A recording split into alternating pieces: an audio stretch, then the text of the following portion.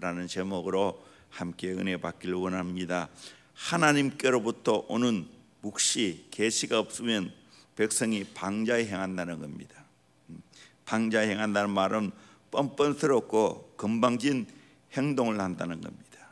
내 마음대로 내 고집대로 사는 것을 말합니다. 그러기에 우리는 항상 위로부터 오는 묵시, 비전, 계시를 받아야 된다는 겁니다. 영어 성경에는 There is no vision, the people perish라고 되어 있습니다. 비전이 없으면 백성이 망한다는 겁니다. 그러기에 우리는 하나님이 주신 비전, 묵시를, 계시를 가지고 살아가야 됩니다. 뒤에 보면 율법을 지키냐는 복이 있느니라 그렇게 했는데, 하나님 말씀을 지킨 자는 영어 성경에는 해피로 되어 있습니다. 복을. 정말 내 인생의 진정한 해피, 행복한 것은 하나님 말씀을 지킨 데 있다는 걸 우리가 알아야 됩니다. 그러기에 우리는 일평생 행복한 사람이 되려면 하나님 말씀대로 순종해야 됩니다. 그리고 하나님의 묵시, 계시, 비전을 붙잡고 살아가야 됩니다. 그러면 방자에 행하지 않습니다. 규모 있게 살아갑니다. 바르게 잘 살아갑니다. 이 세상에서 가장 무서운 사람이 어떤 사람인가? 죽음을 두려워하지 않은 사람, 무서운 사람. 돈을 별것 아닌 것처럼 여기는 사람, 무서운 사람. 다 많은 시대에 만문신을 섬기오는 이때 돈을 별것 아닌 것처럼 여기는 사람, 무서운 사람. 세 번째, 비전을 가진 사람, 진짜 무서운 사람입니다. 세상에서 가장 불쌍한 사람이 어떤 사람입니까? 목숨 때문에 변명하고 거짓말하는 사람입니까? 돈을 따라다니는 사람입니까? 비전이 없는 사람, 목적이 없는 사람이 가장 불쌍한 사람입니다. 적어도 거지는 분명한 목적이 있습니다. 밥 얻어먹어야 산다는 목적이 있습니다. 그래서 거지가 얼어 죽었다는 말은 들어보아도 거지가 굶어 죽었다는 말은 들어볼 수가 없습니다. 왜 그렇습니까? 거지는 분명한 목적이 있습니다. 쪽박이 끼어져도 얻어먹겠다는 목적이 있기 때문에 굶어 죽지 않는다는 겁니다. 그렇다면 우리 믿음의 사람은 하나님이 주시는, 하나님이 계시하시는 비전을 붙잡고 살아가야 됩니다. 강용호 박사가 꿈이 있으면 미래가 있다는 책을 통해서 하나님의 꿈, 비전이 얼마나 중요한 것을 우리에게 말해주고 있습니다. 우리가 아는 대로 강용호 박사는 아버지가 일찍 돌아가시고 어머니가 큰아들이 실명되자 쇼크로 돌아가셨습니다. 그리고 2살 더 많은 누나가 소녀 가장으로 봉지 공장에 일을 하면서 가족을 돌보다가 가로로 또 돌아갔습니다. 여동생은 과원으로 보내고 남동생은 철물점으로 보내야 했습니다. 10대 소년시대에 실명하고 5년 동안 방황을 하다가 서울명학교 중등부 1학년으로 새로운 출발을 했습니다. 결국 연세대학을 나오게 되었고 미국에 가서 박사학위를 취득했습니다. 나중에 어떻게 되었습니까? 미국 대통령이 임명하고 그 임명 동의안이 상원 인준 절차를 거치지 않은 연방정부 최고 공직자 500명 중에 한 사람이 되었습니다. 차관보로 미국 4성 장군과 동급이고 한인 이민 역사 가장 높은 자리에 올랐다는 사실입니다. 그 동생들도 결국에는 미국으로 데려갔는데 복을 받았습니다. 남동생 부부는 세 딸이 공인 회계사, 치과 의사, 컴퓨터 그래픽 전문가가 되었습니다. 여동생 부부는 남매가 있는데 컴퓨터 엔지니어, 약사가 되었습니다. 그리고 큰아들 강진석은 안과 박사로 미국 안과협회에 떠오르는 별이 되었습니다. 둘째 아들 강진영 변호사는 연방 상원 본회장 민주당 원내 총무 수석 법률 보좌관으로 일을 했습니다. 그분이 이렇게 말합니다. Opportunity is now here. 기회는 지금 여기 있다. 이 한 단어를 함께 모으면 어떻게 되는가? Opportunity is nowhere.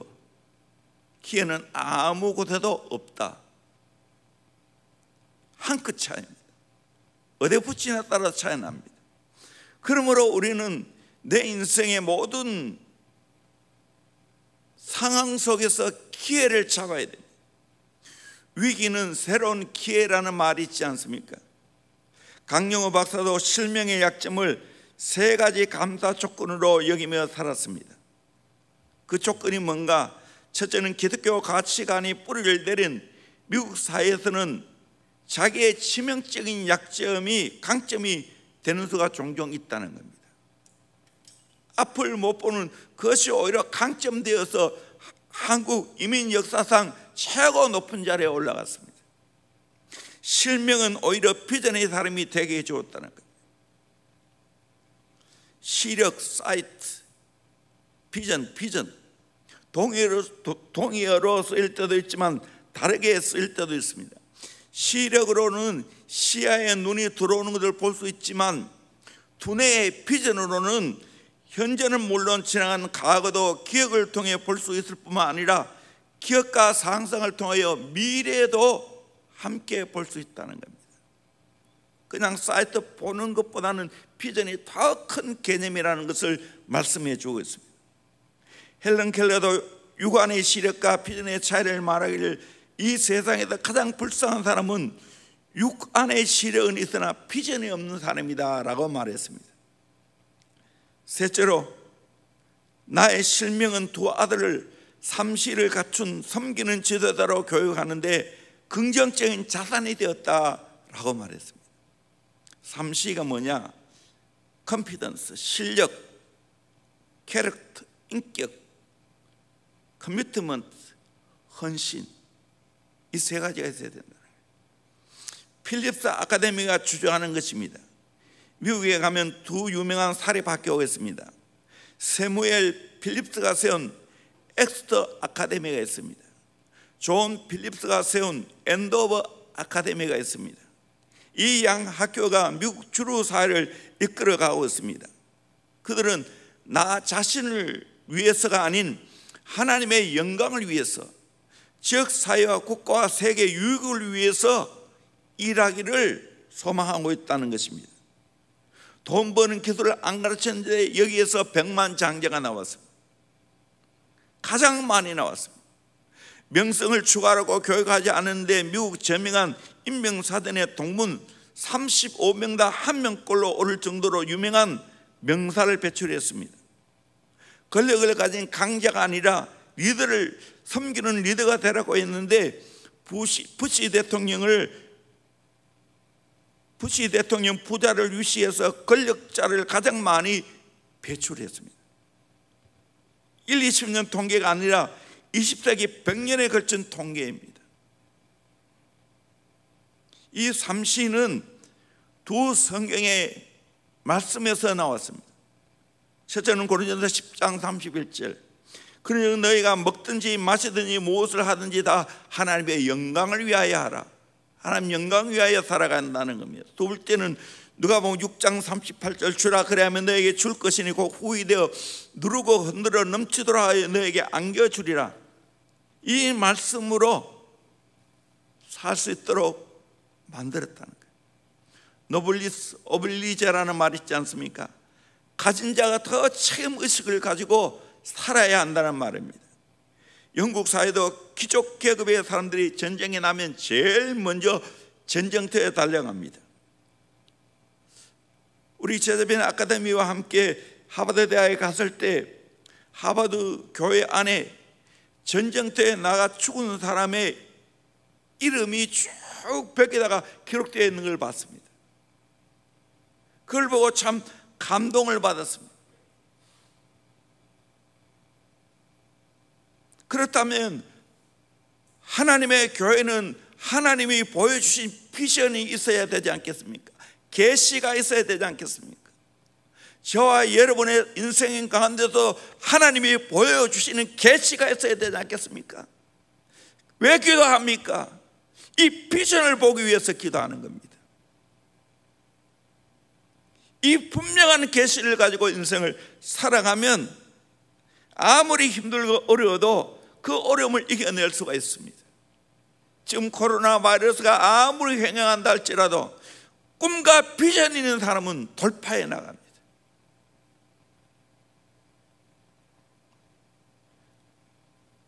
저도 대형교회도 이 하나님의 비전을 보았기 때문에 오늘까지 달려왔습니다. 이 강단에도 끊임없이 하나님의 비전을 선포하며 달려왔습니다.